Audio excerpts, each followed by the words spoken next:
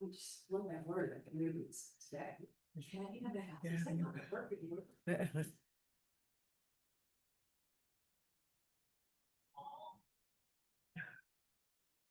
Hey Bruce, hey Lark. We're gathering up. We got people parking and coming in. So, do y'all know each other, Jan? Do you know? I'm saying. This is Sailor Wiley They were one. Yes, Jan Craig. and Craver. Okay. And this is Lee Taylor.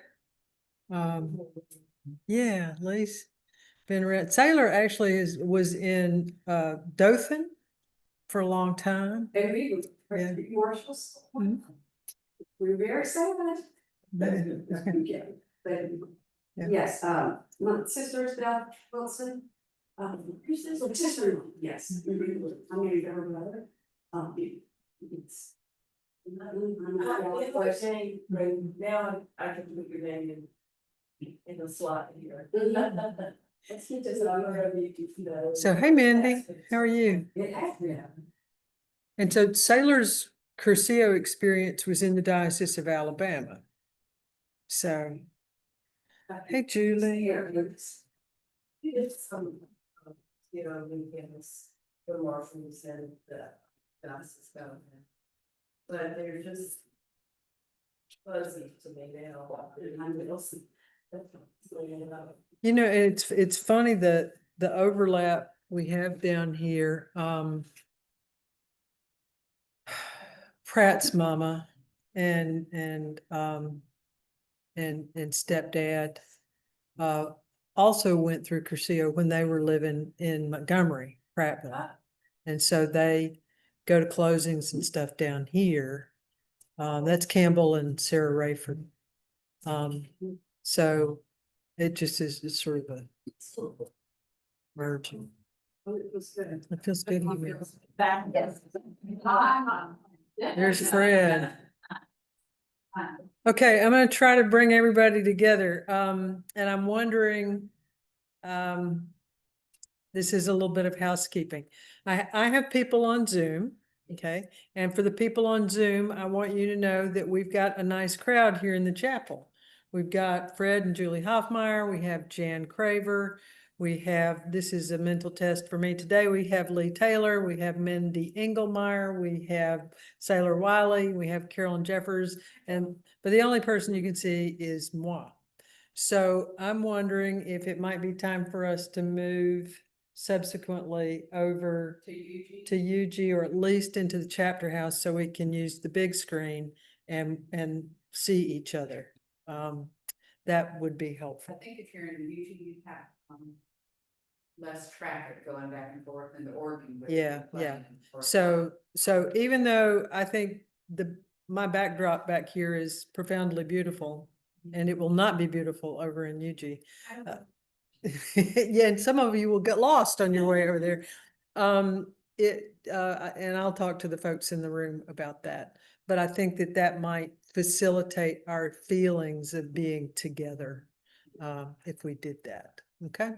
We started out in here because this is where we ended up during the pandemic. Nobody was here in person. Right. So, but having said that, I'm delighted to see so many of you. On my screen, I have Alyssa Kennedy, who's been with us in our reading through Paul from the very beginning. And also there's Bruce Rockstad here with us online, and Lark Singley is also with us. And Lark may very well be at work. And Bruce, Not today. Not today. Okay, good. I'm at home. All right, excellent. And Bruce is doing whatever Bruce is doing. Yeah, you don't want to see me. I've been working in the garage, so that's why I'm not. Okay, all right, all good. So let me first of all open us up briefly with prayer, and then we'll talk about where we are and how we're going to proceed. So let me just invite you right now. After all of the driving and the parking and all of the other things that you've been doing in your day, working in the garage and doing whatever else you've been doing, to bring yourself fully into this moment, in this place and time, and feel God's presence with you, and open yourself to be present to God through His Word.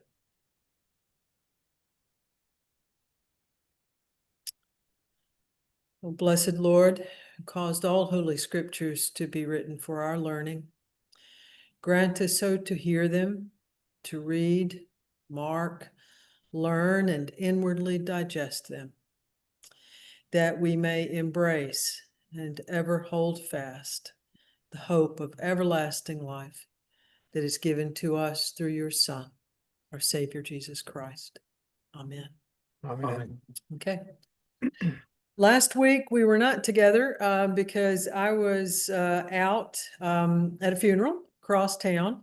And so we had only just begun in the week before. And we had begun this reading for the fall of the pastoral epistles of Paul with the introduction to his first letter to Timothy.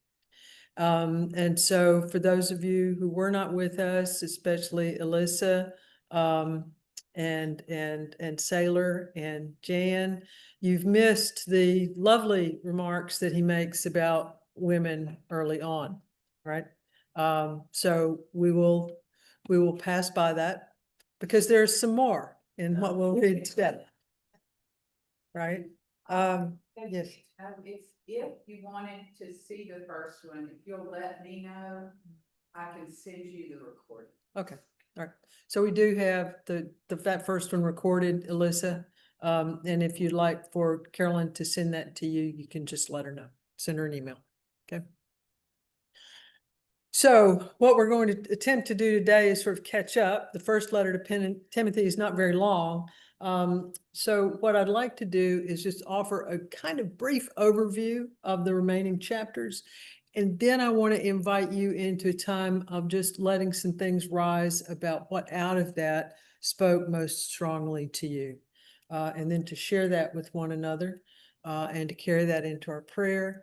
And hopefully this can take us on through this. And then next week we can begin with the second letter to Timothy, which will actually, the beginning of that will appear in our reading on this Sunday. It's a little more personal, that letter, and with a little deeper feeling perhaps, but here we go. So as you may or may not remember from when we began, the primary focus of this letter seems to be good order in the church, right? Which, as Paul is presenting it here, is like good order in your family, right? Or in your household. And remember that a household or a family for him might look kind of different from what a household or a family looks like for us. But also just to hold in mind that that when he does that, it's not necessarily being reductive. It's in some ways being literal. The church being, of course, at this time still in its life as a home industry, right? With people gathering right within homes and understanding themselves as part of a household, which we really still do. We'll talk about that on Sunday as we gather a little one in baptism, right? Welcoming Martin into the household of God. So what we have here at the very beginning in chapter 3, and he's talking about some terms that are already familiar to us and some roles that are familiar to us. Bishops or overseers on the one hand, and deacons on the other. You might ask, where do people like me fall in the middle, right? The presbyters or that's a great question. And we got some clues in here in a little bit, but all we got's clues, right? Right now we're really looking at bishops and at deacons. And I'll invite you to offer up kind of what rises for you about that. That's the third chapter. Fourth chapter talks about right teaching, right? Or ways of approaching the faith.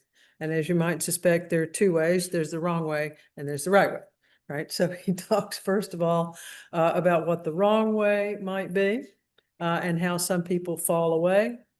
And then we get around to the right way and we talk some more about deaconing and Timothy, especially as an example. Then we get to chapter 5 and the beginning of chapter 6, and he's going to talk some more about that household of God.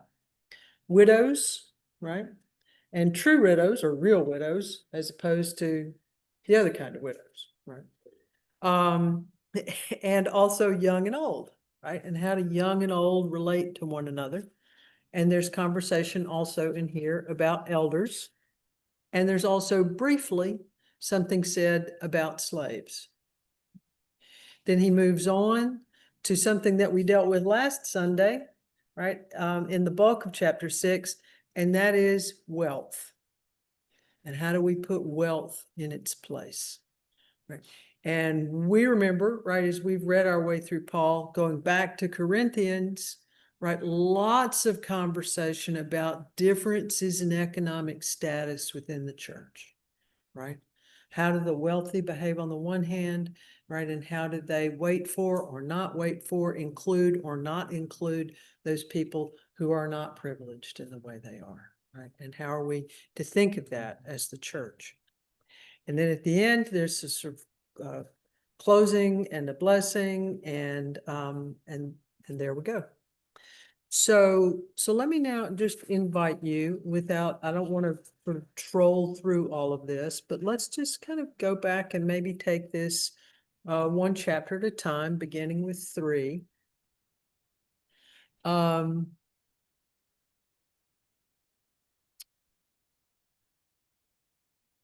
just to invite us into this, I'm going to read just a little bit of this beginning about the office of bishop or an overseer. The one who aspires to this office desires a noble task. A bishop must be above reproach, married only once, temperate, sensible, respectable, hospitable, an apt teacher, not a drunkard, not violent but gentle, not quarrelsome, and not a lover of money. He must manage his own household well, keeping his children submissive and respectful in every way. For if someone does not know how to manage his own household, how can he take care of God's church? He must not be a recent convert, or he might be puffed up with conceit and fall into condemnation of the devil. Moreover, he must be well thought of by outsiders, so that he may not fall into disgrace in the snare of the devil. Who can rise to that lofty description? Who can rise to that lofty description, Bruce wants to know. I find the one that talks about having your children in submission and da da da da. That's a tough one. Been my experience that having my children in submission is a tough one. Yes. But why would this make sense? I'm going to try to avoid teacher mode. Why would it make sense for Paul, though? Perhaps in which preach and showing us with the family and. Well, Paul was a zealot, and I know that means he went after other people, but he also made sure that he lived that. He also managed to avoid being married and having children. Right. Didn't want to stir the pot, but I will. Go ahead. Go on, go on. Yeah. That's an ideal. And what happens if you have a child with a disability? What happens if your wife dies and you want to have another family that's married again? I mean, it just was, I hate to use the word preposterous, but I mean, it just, life doesn't always fit perfectly into a mold. And to say, I had trouble with that. We hear you. So let me skip just go all the way to the end. Look at verse 7.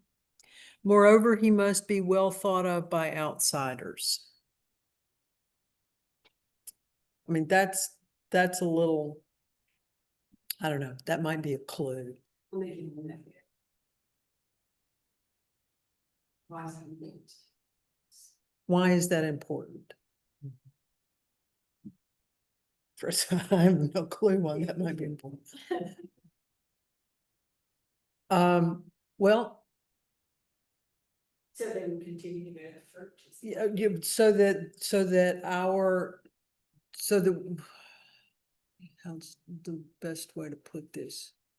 So that we are regarded as respectable within the community. And I think that goes to ethics and truth and trustworthiness and compassion, those kind of things that people see on the outside. Right, and this If you is agree with somebody or not, you respect that person, I guess. The early Christians had struggled Mhm. with going against the order and whatever. Judaism. So this was an effort to show that not that bad. Or that we are respectable people. Yeah. I mean, it is in light, if you think about the development of the church moving forward from this, it's very interesting that the focus here is really on marriage and the family. And it's on marriage and the family for leadership. Right? And I'm not trying to say anything at all negative about our Roman Catholic brothers and sisters. I If you was think just thinking that because of when you read all of this and you hear what we were just discussing, Mhm. and you stop and you think about the Roman Catholic Church going into the future from this, what happened?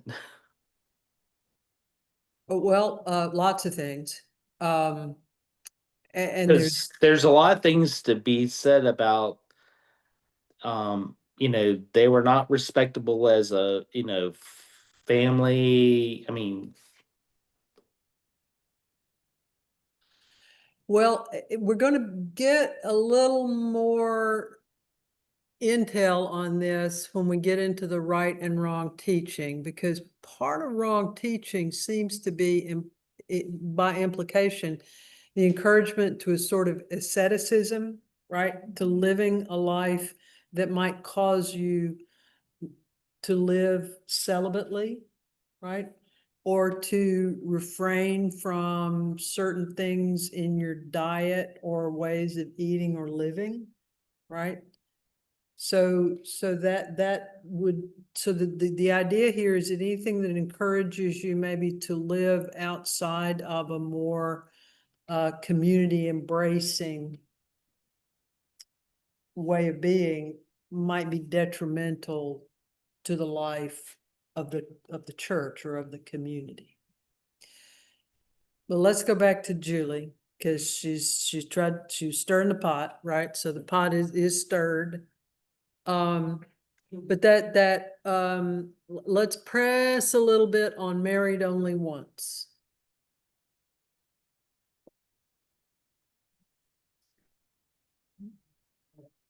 Talking to myself. Jen's starting herself.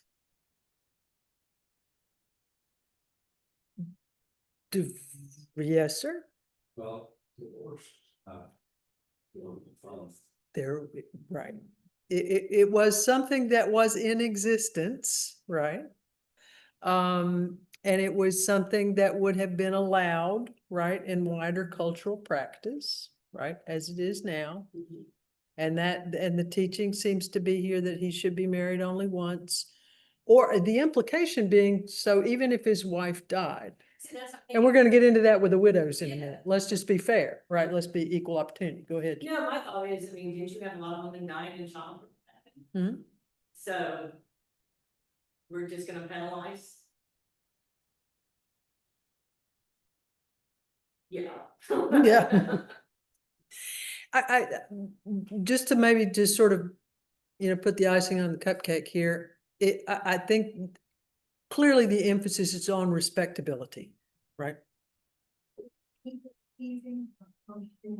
Yeah, yeah. We don't need that, we don't. We're, be true to what we're studying. And it would be okay to me if it was to strive towards things, because we're all imperfect. But this comes across very cut and dry. I think it's the striving, but it's like we try to be like Jesus, there's no way to make it, but, we can look up to him and use that for inspiration and as an example, and I think the same with you, Beverly, and Russell, I mean, and I think, and I admire people more that are authentic, like, huh, it is hard being a priest, and that's authentic to me. And that I can respect that a lot. I don't think it's like to tell evangelists, you know, oh, I'm so perfect, I'm so good, and you know, their house is falling apart. And not as authentic. But doesn't this kind of sound like the last time we met and we were reading that it's a Paul suggestion or, you know, but not necessarily, I mean, this, in his view, this would be an ideal suggestion or a way to live, but this is not a hard and fast rule. Thank you, Lark, for teeing us up for something else to consider. And that is, and this is me going back to, this is almost a rhetorical kind of thing in the classical sense. Paul wrote a letter to a person whom he knew, right, as a piece of counsel in a particular situation at a particular time and place. It possesses resonance, truth, and the inspiration of the divine, right? We turn to it to understand the faith more deeply.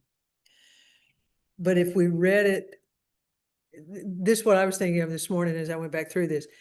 If we came at this like we were originalists interpreting the Constitution, right, then we would be locked into the paternal culture of the first century in the Mediterranean area, right?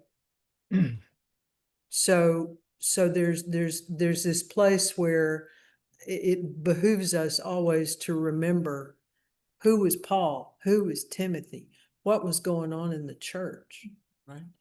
And there's truth in it, right? It translates, right? Or as we might say, it rhymes, right? But it's also, it is what it is, while also being more. It sort of goes back to the fact that the scriptures are living and active. Yes. If you think culturally at the time, the thing that struck me was the husband of one wife. Okay, now today we have had a gay presiding bishop who, whether he was married or not, I mean, that doesn't fit into this, but there's a truth to being. He had been the respected husband of in one time. wife, Bruce. I mean, if we're gonna, you know, but anyway, I'm sorry. I was Yeah. being smart. Go ahead. No, but anyway, I mean, I think that's really, there's a line of truth, but whenever you get into being too literal about exactly word for word what it says and how it kind of, it throws us off. Yes, yes, it does. And it's even thornier when we get into human relationships that we know to be eternally and always complex, right? Living in the black and white versus living in the gray. Yeah, we were Here, Duh. decide. yes, indeed. Anything else that has shall we move on to deacons? Okay, because there's a little more. Deacons likewise must be serious, not double-tongued, not indulging in much wine, not greedy for money. They must hold fast to the mystery of the faith with a clear conscience, and let them first be tested. Then if they prove themselves blameless, let them serve as deacons. And this part, I'm just going to say, this gets confusing. Women likewise must be serious, not slanderers, but temperate, faithful in all things. Let deacons be married only once, and let them manage their children and their households well. For those who serve well as deacons gain a good standing for themselves and great boldness in the faith that is in Christ Jesus. Okay. The literal in churches that literally interpret this for their deacons will Mhm. take everything but that one sentence about women and say that deacons can only be men. So why is the description of women included there if that's the case? It's selective literal interpretation. Just to be devil's advocate, I will say that that's generally understood to be referring to their wives. Well, yeah, I mean, in the New King James Version, if you look at verse 11, it says likewise their wives. So it Mhm. implies that they're men. Although, okay, if we want to hold this up and measure it against other scripture, we do know that there were women who were serving in the early church in roles very much like a deacon. For instance, Phoebe. So, you know, there is some complexity there. Is Timothy, is that his role? Yes, that is his role. These things are, I mean, we've got these words, right? And we continue to use these words. We have overseer, deacon, right, being one who basically who waits at table, right? And then we go back to our reading of Acts, right? And we remember that.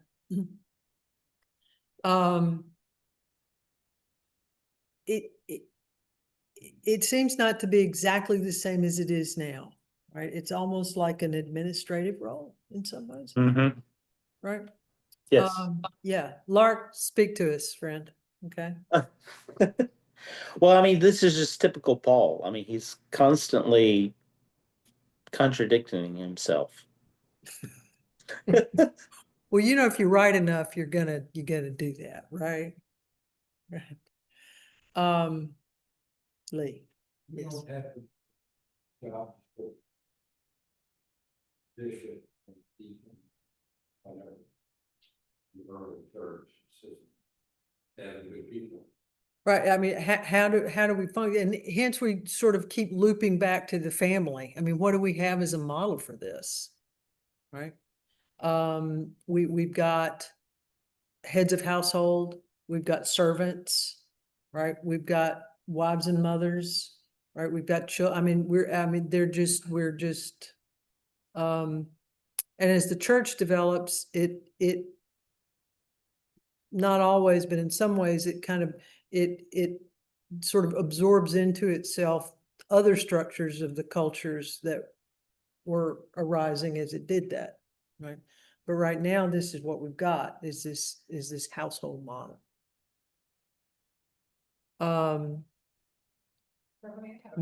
Okay, leave that.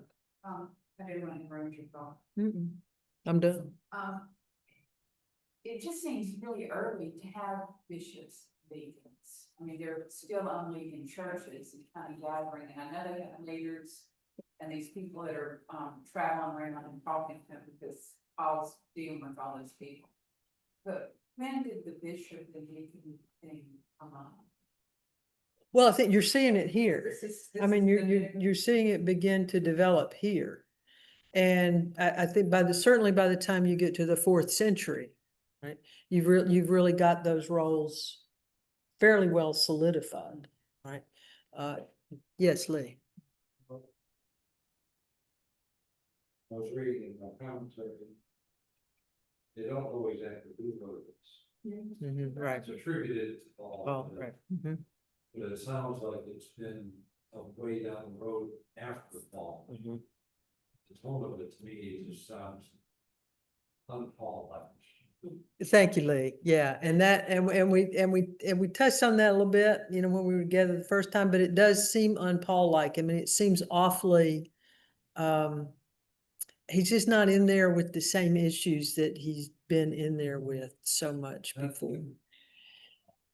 Yeah, I've never ever thought of Paul as like a bean counter or an administrator or any of that. I mean, he was just kind of, yeah. Right.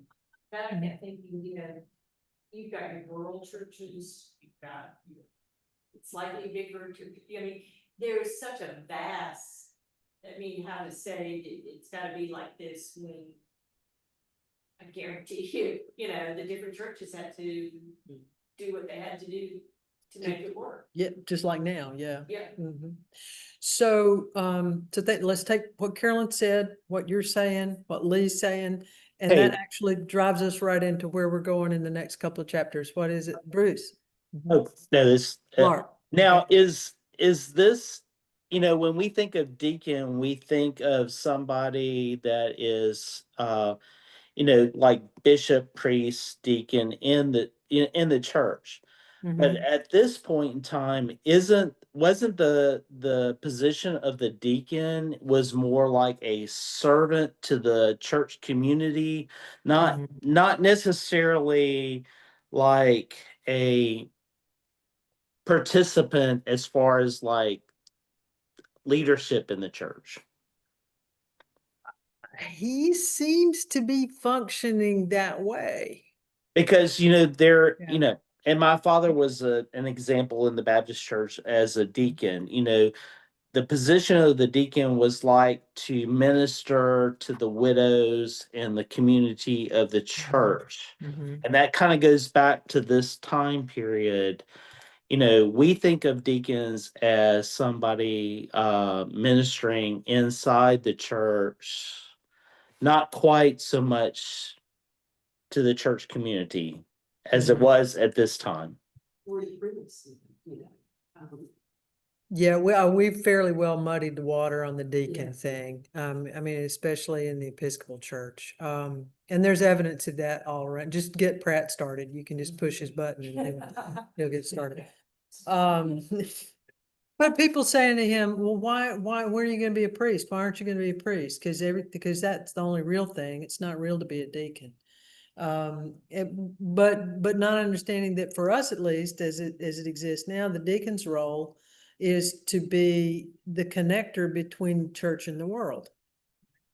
And in some ways, you sort of see that here with Timothy, right? With the widows, with the elders, with, you know, with all of that. He's sort of encompassing all these different parts of who people are as part of what it is that he's doing. But Lark, let's hold what you were just saying and let's skip up here to we're in chapter 4 to verse 12.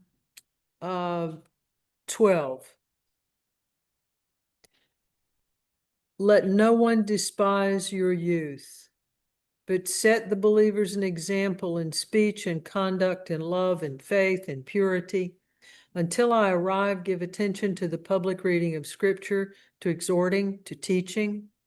Do not neglect the gift that is in you, which was given to you through prophecy with the laying on of hands by the council of elders. Put these things into practice, devote yourself to them, so that all may see your progress. Pay close attention to yourself and to your teaching, continuing these things, for in doing this, you will save both yourself and your hearers. So, I mean, just rife with clues, but not a whole lot of really specific information. Right? Right, you know. Yeah. we follow this. That seems to be better, that actually. Mhm. He also seems to be teaching, right? And then there's Paul, in my absence, right? When I get there, move over, right? And that, I mean, one other thing, back to some of the stuff y'all were talking about earlier in our earlier readings of Paul as well. Remember Paul's constant concern to keep people like, between the lines on the road, right? I mean, he's always I hear that there are false apostles among you, right? I mean, he's always concerned. Don't be listening to this, whoever these super apostles are. Remember them? Who are going to show up and tell you that, they're doing this or they're doing that. So and this letter bears that too, that constant concern with right teaching. And he's in the middle of that right here in this. And part of Timothy's job, he's telling him right here too, is to make sure that people know that, right? What that right teaching is. Back up above the part I just read just a little bit, what do we see? Some of the problems with false teaching. I mean, we're not into heresy here. What are we into? Talk about normal human behavior. Profane myths and old wives' tales. Right? All the just the stuff that people say.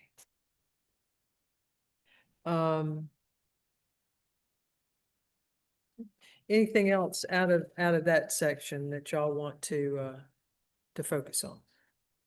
Okay, so Timothy is the example. Let us move along then, and we'll move on into chapter 5. And now we get to widows, right? We get to kind of where we're going. So tell me what you think. What's the deal with the widows? This makes me think of, sorry, it's my previous life, 18th century comedy.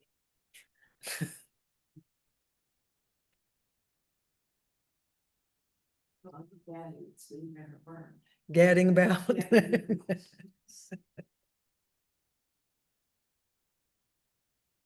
Yeah, the age, I was like, okay, if you're young, but you can do it if you're not, if you can't provide us children, or, never mind you.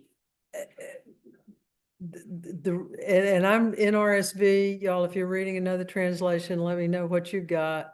There's children and grandchildren involved. Verse 5, the real widow, right, left alone, has set her hope on God and continues in supplications and prayers night and day. But the widow who lives for pleasure is dead even while she lives. And then there are some commandments that we have to keep to be above reproach. Whoever does not provide for relatives, and especially for family members, has denied the faith and is worse than an unbeliever. Now we're going to get into the age limit and all that kind of stuff in just a second. But this really is cultural at this point, because women whose husband died had nothing if they didn't have children and or the husband's brother to take on. I mean, I think we're talking here about the truly destitute woman who has nothing. Right. Which is, by the way, true all the way up through the Renaissance, okay? Let's just say that went on for a long time. So once she's lost what we would call covering, right, or protection, right, she may have nothing. Hence the admonition to people to take care of the business of their families. You got relatives you're supposed to take care of, right?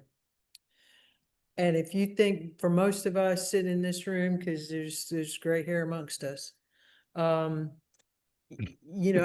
can think back to my grandparents and their generation, and that emphasis on making sure you take care of your family, right? That you're supposed to, if your family needs you, you take them in, right? That's what you do. We've moved away from that. But that, that's sort of the message. Exactly. That's my plan, right? So, right, I'm here to be taken in. So, but there's also the implication there where he said that, she set her hope on God and continues in supplications and prayers. Think back to Jesus, right? In his, the presentation in the temple, right? Anna, the prophetess who's there, right? So we're stepping into a culture where that's a role, right? And continue to be a role well through the Middle Ages, right? Husband dies, right? We turn to the church, right? But we turn to the church not necessarily just for protection and for coverage, but also for service, right? And for prayer and even for prophecy, right? So there's lots of, I mean, a lot more valence to that maybe than it seems to have, I think, on the surface. But now these other women, let's talk about them. I really had to go back and read this because my reading skills are getting bad. Verse 9, let a widow be put on the list if she is not less than 60 years old and has been married only once. Felt like I was, reading my phone contract. What is it? Put on a list. Right.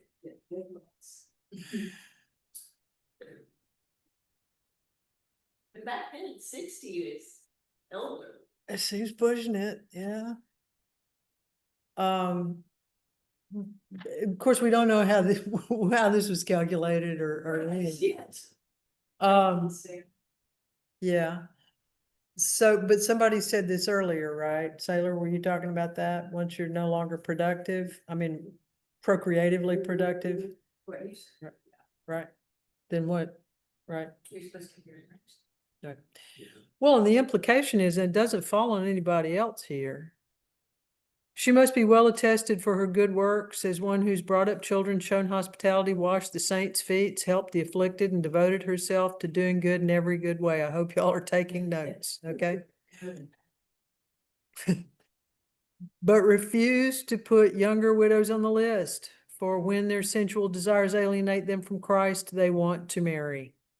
And so they incur condemnation for having violated their first pledge. And there we are back to that good reputation and right, all that kind of stuff. Those younger women, what do? They're in trouble. They don't, children eventually take care of them. Mm-hmm. Or, and you got it. So what if you've got small children?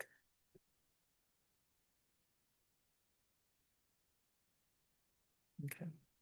Well, lots of questions. So have young women married. Do those marriages though have to be arranged?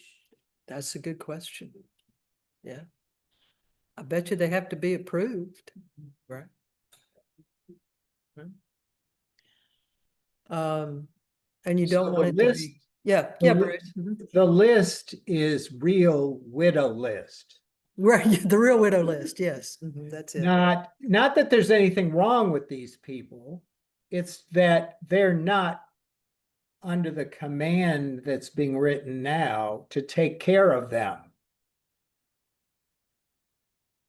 Right, Because they have Well- other options. they have means, right? I They mean, have not necessarily- ability, right? Yeah, right, yeah, right. Okay. Well, we gotta read Sailor's favorite verse here. Besides that, they learn to be idle, gadding about from house to house. There we go. I'm gonna start using that. Yeah. And they are not merely idle, but also gossips and busybodies, saying what they should not say. Beyond that, they're just regular people. So he's gonna have younger widows marry, bear children, manage their households, and don't give anybody a reason to say anything bad about us. For some have already turned away to follow Satan. All right. Anything else about widows? Have we think we've covered that. Let's talk about elders, shall we?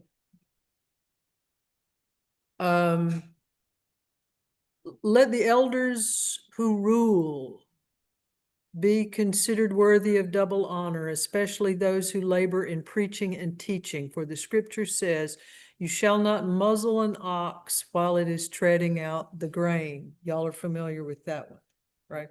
Okay. And the laborer deserves to be paid. That one we are familiar with.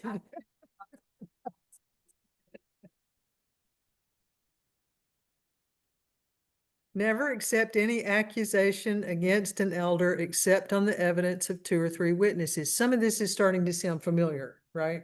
I mean, from other places. As for those who persist in sin, rebuke them in the presence of all, so that the rest may stand in fear. And then let's go on down. Do not ordain anyone hastily, and do not participate in the sins of others. Keep yourself pure. Remember, we're talking to Timothy now. Okay. And then he said, no longer drink only water, but take a little wine for the sake of your stomach and your frequent ailments. We'll leave that. We'll sort of set that one aside. Okay, so what do we make of this elder thing? Who are these people? What do we think they are? I think that's the Greek word that's hung on to with this is presbyteros, right? Or the presbyters. And that would be the priests. He's saying especially those who teach. Talk about the paterfamilias, right? This sort of older man, right, is what this really refers to, right? Of some authority, right? And with some teaching ability. Now, in the Presbyterian Church, the elders would be the vestry, basically the leaders of the church. Right. And that's where they get that, the presbyters. Right. And then the minister is what, don't they call him a teaching elder? Isn't that what Yes, they say? yes, the I teaching get elder so and confused and the when we get other off into elders. that. Yeah. Yeah. Okay.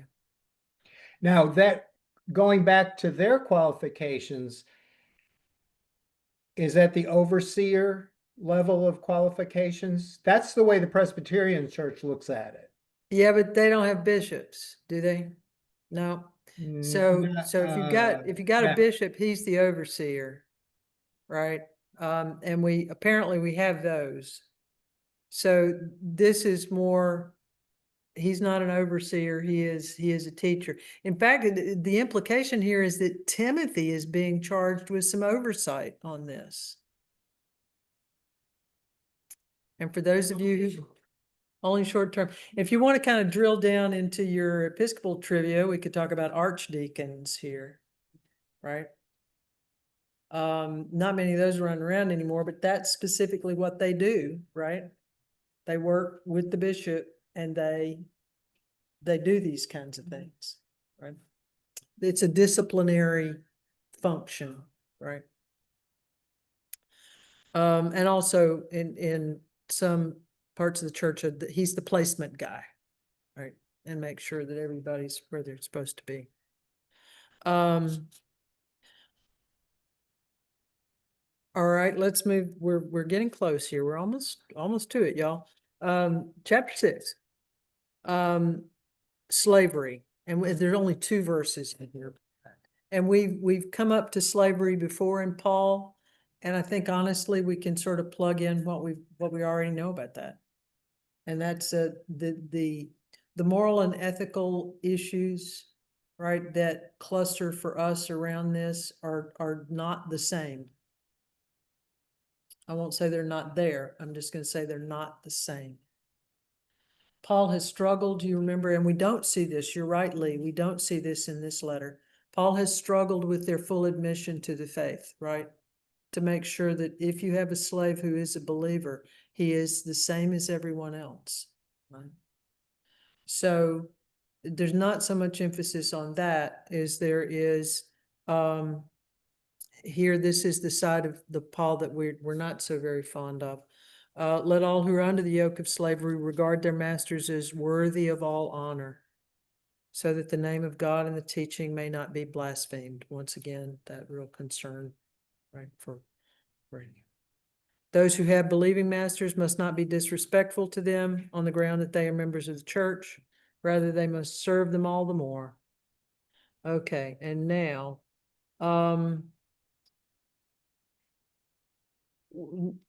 unsound teachers. Here is, I mean, we did have this last Sunday, so this is y'all's chance as we get into the rest of chapter 6 to talk about wealth.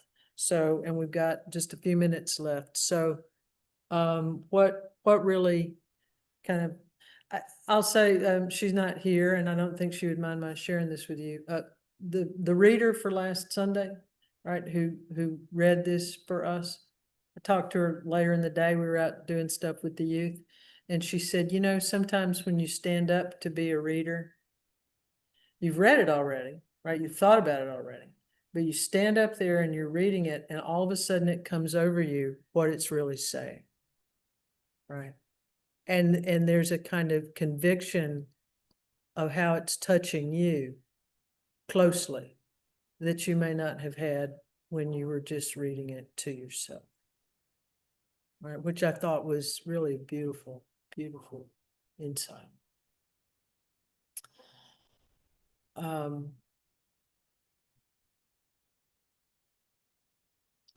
Starting verse 6. Of course, there is great gain in godliness combined with contentment, for we brought nothing into the world, so that we can take nothing out of it. But if we have food and clothing, we will be content with these. But those who want to be rich fall into temptation and are trapped by many senseless and harmful desires that plunge people into ruin and destruction. For the love of money is a root of all kinds of evil, and in their eagerness to be rich, some have wandered away from the faith and pierced themselves with many pains. But for you, man of God, shun all this, pursue righteousness, godliness, faith, love, endurance, gentleness. Fight the good fight, endeavor the good endeavor, right, of the faith. Take hold of the eternal life to which you're called and for which you made the good confession in the presence of many witnesses. Okay.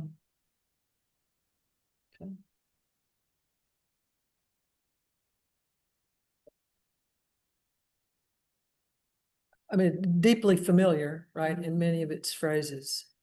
But once again, it's helpful for me, maybe, I mean, thinking back to our reader from Sunday to say, how does this touching me personally? And to remember that this is Paul speaking very personally to Timothy, right? I mean, it's a real obviously an admonition that all of us and our grandmothers and everybody else has taken as a teaching. But as for you, man of God,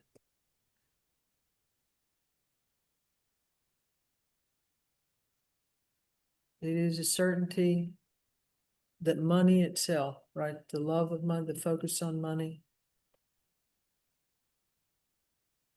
as you put it, is a root of all kinds of evil. Jesus has had a lot to say about this lately in Luke's gospel.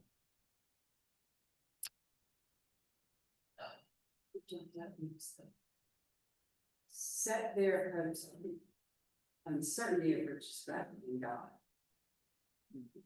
Another way of doing it. Talks about it.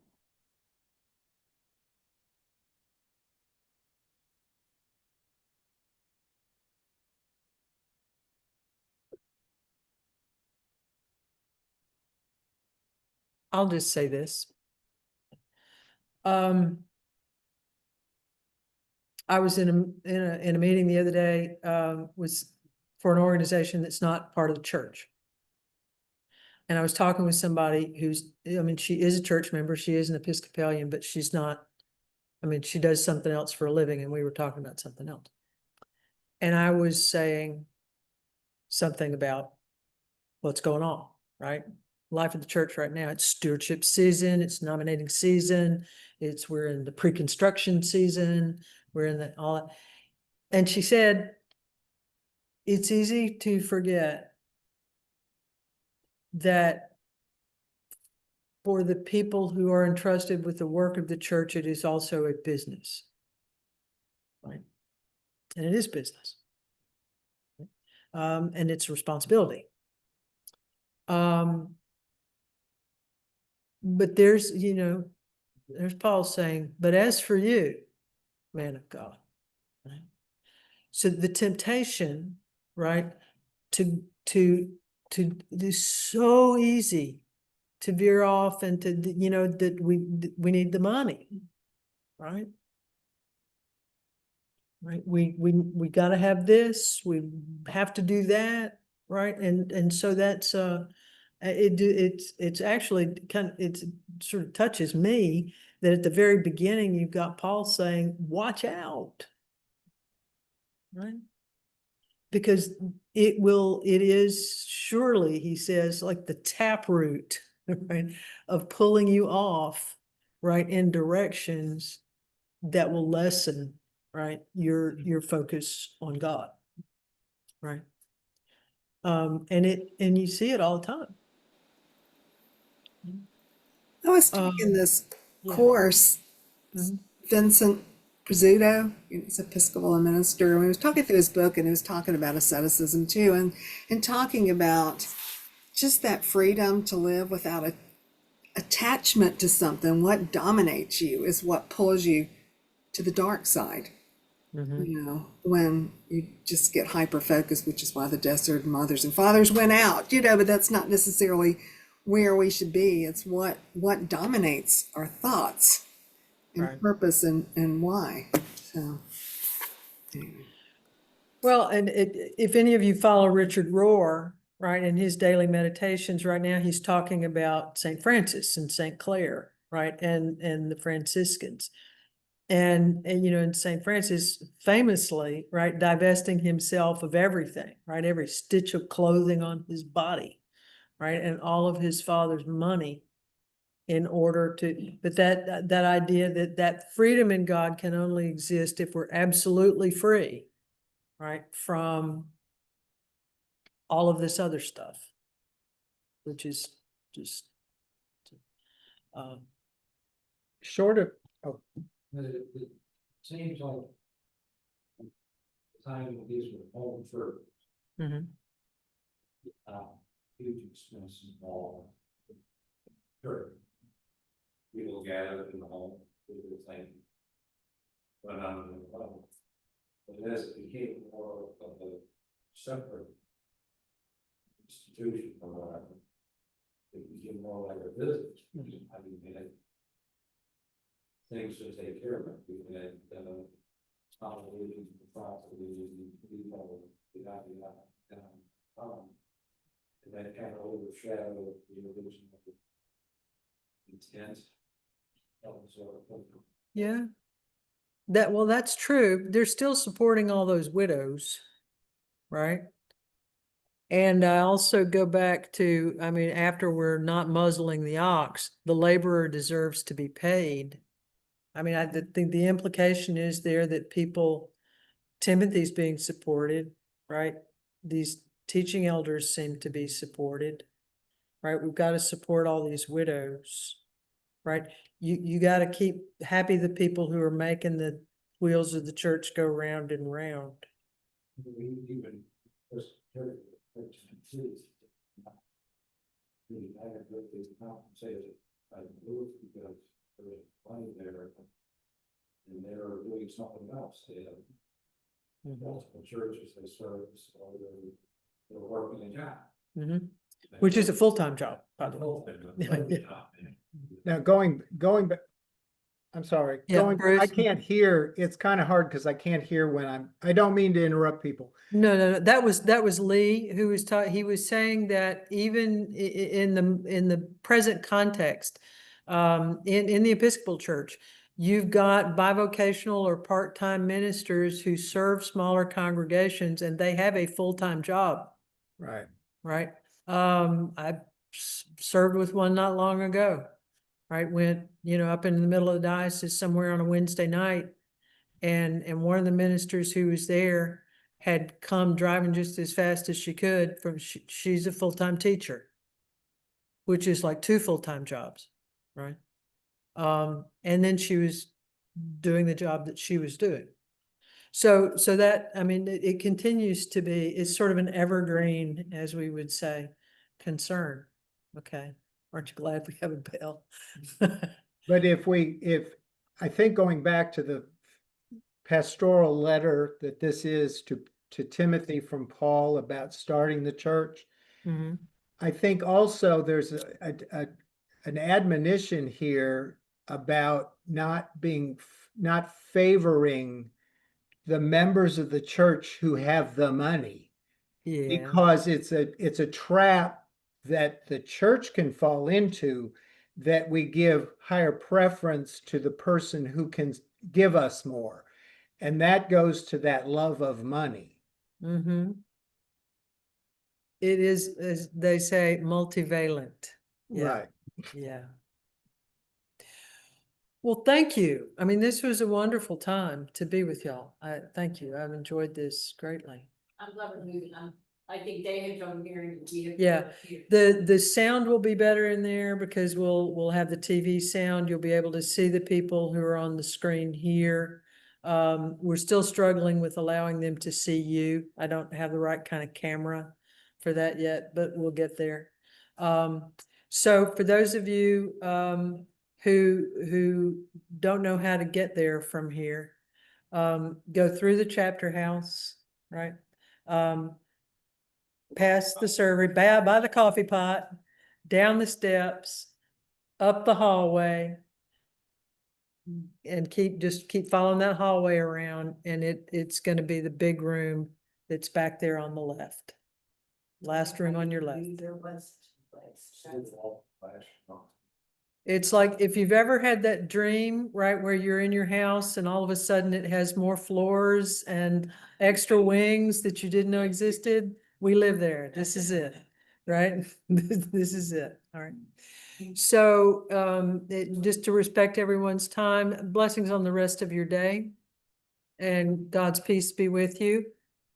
And stay safe and be kind, right? And remember what Paul said, as for you, people of God, right? To be as Christ called you to be, in a world that tempts you mightily to be otherwise.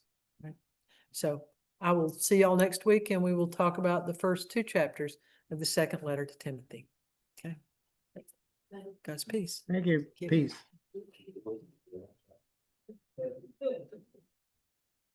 We will be driving to